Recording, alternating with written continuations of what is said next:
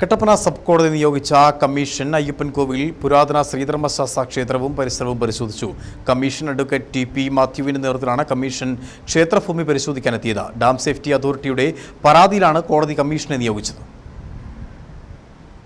അയ്യപ്പൻകോവിൽ പുരാതന ശ്രീധർമ്മശാസ്ത്ര ക്ഷേത്രം നിലനിൽക്കുന്ന ഭൂമിയുടെ ഉടമസ്ഥാവകാശം സംബന്ധിച്ച് വൈദ്യുതി വകുപ്പും ക്ഷേത്ര ഭരണസമിതിയും തമ്മിൽ വർഷങ്ങളായി കേസുണ്ട്. ക്ഷേത്രം ഉൾപ്പെടുന്ന 40 സെന്റ് സ്ഥലം ഭരണസമിതി കയ്യേറിയെന്നായിരുന്നു ഡാം സേഫ്റ്റിയുടെ പരാതി. എന്നാൽ ക്ഷേത്രവും അതിനു ചുറ്റുമുള്ള 400 മീറ്റർ സ്ഥലവും തങ്ങളുടേതാണെന്ന് ക്ഷേത്രം ഭരണസമിതിയും അവകാശപ്പെട്ടു. ഇതോടെ തർക്കം കോടതിയിലെത്തിയത്. വൈദ്യുതി വകുപ്പിന് ഭൂമിയുടെ ഉടമസ്ഥത തെളിയിക്കാൻ കഴിയാത്തതിനാൽ 2017 ക്ഷേത്രത്തിന് അനുകൂലമായി സബ് കോടതി വിധിയുണ്ടെന്നും ഇതിനെതിരെ വൈദ്യുതി വകുപ്പ് നൽകിയ പുനഃപരിശോധനാ ഹർജി ഹൈക്കോടതി സ്റ്റേ ചെയ്തതാണെന്നും ഭരണസമിതി ഭാരവാഹികൾ പറഞ്ഞു. എന്നാൽ ഭൂമി കയ്യേറി പുതിയ നിർമ്മാണം നടത്തിയെന്നാണ് വൈദ്യുതി വകുപ്പിന്റെ പുതിയ ആരോപണം. ഇത് സംബന്ധിച്ച പരാതിയിലാണ് കോടതി കമ്മീഷനെ നിയോഗിച്ചത്. Dam safety executive engineer John Joy, assistant engineer R.N. Sarath, Idukki taluk surveyor Alan D Nair എന്നിവരാണ് പരിശോധന നടത്തിയത്. ക്ഷേത്രം അഭിഭാഷകൻ ബെന്നി ജോസഫ്, ഭരണസമിതി ഭാരവാഹികളായ ഷാജി കന്നിലേത്ത്, K.S. പ്രശാന്ത്, രാജേഷ് പുലിയാത്തോട്ട് എന്നിവർ കമ്മീഷന് തെളിവ് നൽകാൻ എത്തിയിരുന്നു. പരിശോധനയുടെ ഭാഗമായി ക്ഷേത്രവും പരിസരവും സർവേയുടെ നേതൃത്വത്തിൽ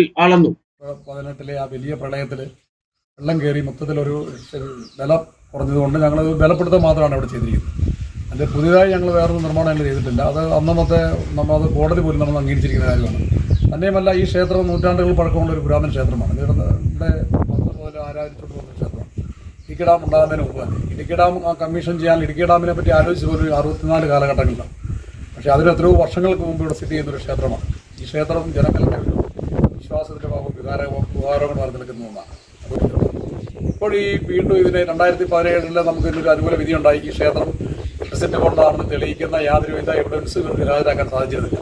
അപ്പോൾ അതിൻ്റെ ഭാഗമായിട്ട് ഞങ്ങൾ വീണ്ടും ഇവർ ഈ കേസ് പുനഃപരിശോധിക്കണമെന്ന് പറഞ്ഞ സെഷൻസ് കോടതിയെ സമീപിക്കുകയും സെഷൻസ് കോടതി ആ ഹർജി സ്വീകരിക്കുകയും ചെയ്തു. പക്ഷേ എങ്കിലും ഞങ്ങൾ ഹൈക്കോടതിയിൽ പോയിക്കൊണ്ട് ഹൈക്കോടതി അത് വിധി സ്റ്റേ ചെയ്തു. നിലവിൽ ആ സ്റ്റേ വിധിത്തിനാണ് ഇപ്പോഴും കിടക്കുന്നത്.